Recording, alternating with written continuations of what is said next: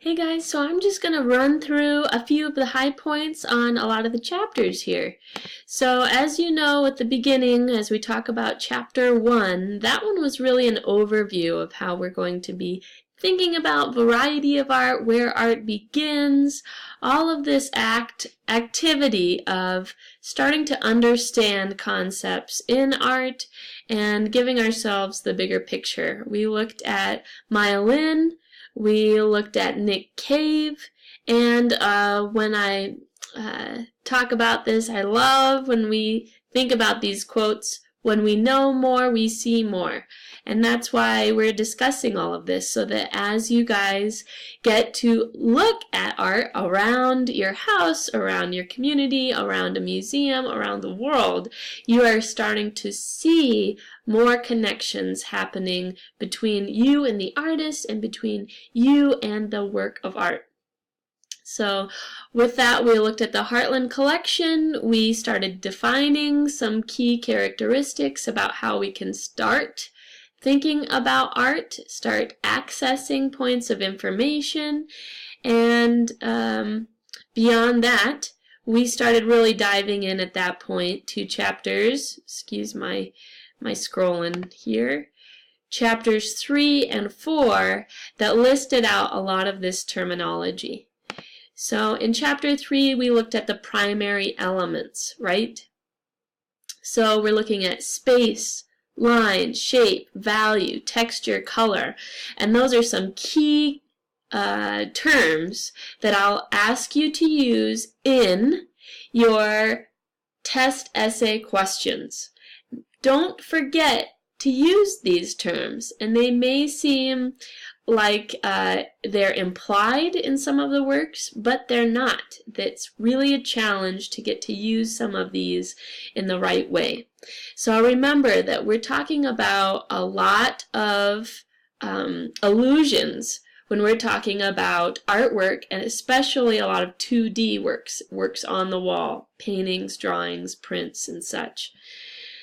So we looked at the work of Calder, a sculptor, draftsman, and how we can start thinking about these as more than line elements, but line drawings. We looked at James Turrell. We even have a presentation on Turrell and the illusion of light and space. So thinking about how that perceptual shift creates such compelling work of art. And we looked at how all that perception is broken down in the science of color. I also wanted to throw in there my back and forth of how I as a teacher am trying to convey to you all how we can start thinking about learning ourselves, being our own instructors, and how we can use this online tool as a key way of accessing all this information. So when we look at chapter 3, we're really looking at figure ground, this idea of push and pull of positive and negative space. We're looking at the balance and how images can be very symmetrical, or they can have a lot of weight when it comes to color, shape, layering, and how that can create a shift in the work of art. We're looking at emphasis, ways that artists are trying to get you to look at one area and guide you through a piece of art. And we're looking at unity, how things start looking similar, how marks start reflecting one another, and how things become integrated into a whole. We also added into our book Gestalt theory, the idea that things relate to one another. So I keep talking about that within these works, is how do pieces start feeling integrated, and how do our perception of similarities start uniting things that are very distant. So again, we reviewed the Heartland collection by adding on all of these terms to those pieces. And don't forget, if you did study stack or want to take the time to fill in some of those great terms. It's a nice tool to access routinely to be able to get you into that mindset. We had a little break in how we were thinking about progressing. We went from studying terms and getting some of the foundations down, now to start integrating mediums and historical movements. So we started here with sculpture and the ancients. We reviewed land art, where that exists, how that exists, and what this public idea of creating artwork for the masses to see can be viewed and discussed in our culture. We discussed globally through the Temple of India, these ancient architects, and how we can see a lot of this sculpture and ancient casting methods still used today.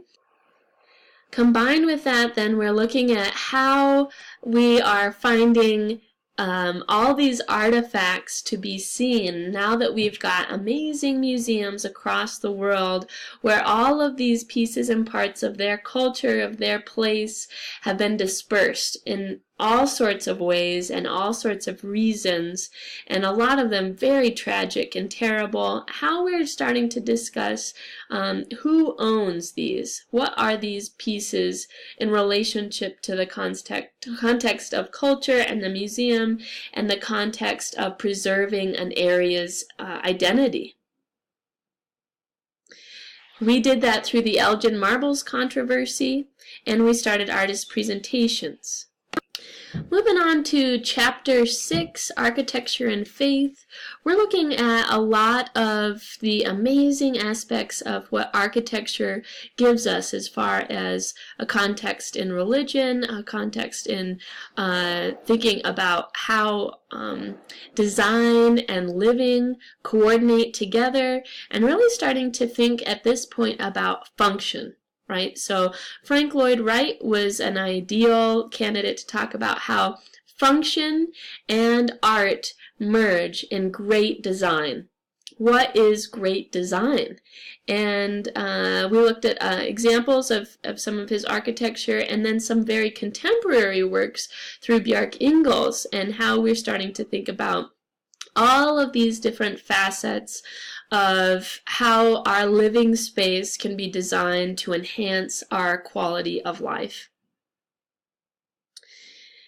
Beyond this, we started to think about what happens inside these spaces. How do these spaces look through stained glass, through light, and how light changes a space, as well as sound. So thinking about the sensory experience of going into a grand designed place, and how that can really enhance our feeling of place, of where we're at, of meaning, of something that really moves us to the core.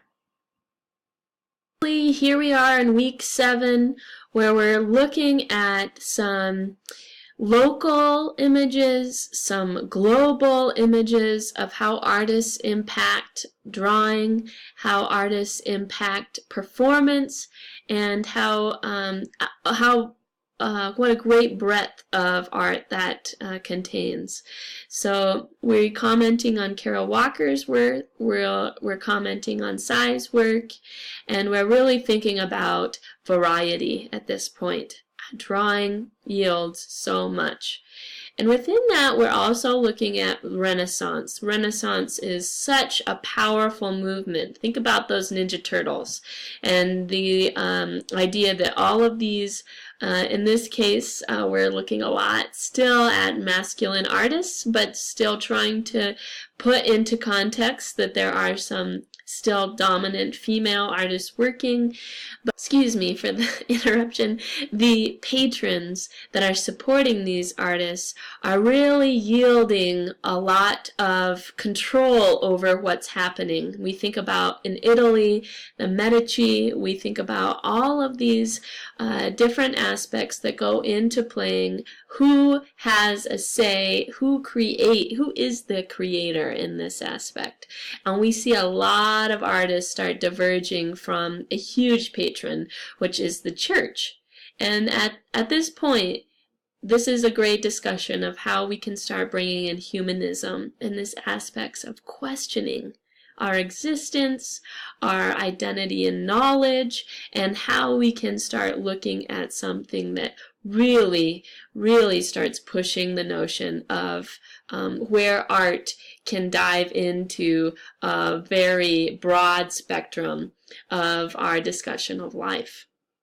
And this is a huge staple in this discussion is Leonardo da Vinci, who was such, when we talk about the Renaissance man, we're talking about a guy who can do it all, who has drawing skills, who has extraordinary scientific ideas, and who really pushes thinking in a very different way.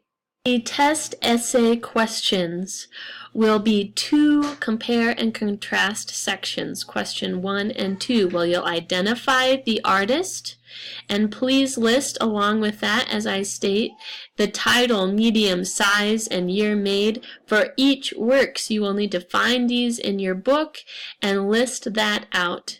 Then you will be asked to identify 2 reasons why they are similar and 2 reasons why they are different. That is the comparison and contrast aspect, where you can see the points easily divided out there.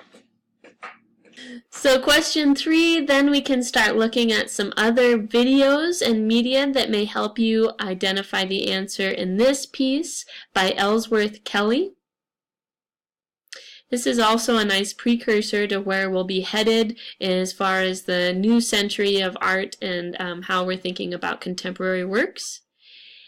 And then we're going to take a look back at Chapter 5 and the Elgin Marbles controversy that explored ownership of art. And I want you guys to read this article about Pablo Picasso. He had a lot of very tragic influences in his life, and I want to know your opinion on how his morality changes his art. Can we separate the art from the artist? And give me 3 very clearly, whether you want to bullet point them or list them out, 1, 2, 3, are reasons that support your answer. So please include additional, list your sources for additional research in this. And last but not least, checking in. How you guys doing? Give me some feedback. Give me some areas that we can work on. Give me some reasons or questions that you may have at this point. For all of this, I will want you to type it into this so that you can copy it back into our test that we'll be taking next week. Let me know, send me an email if you guys have any questions beyond this, and I look forward to reading your responses. Have a great week.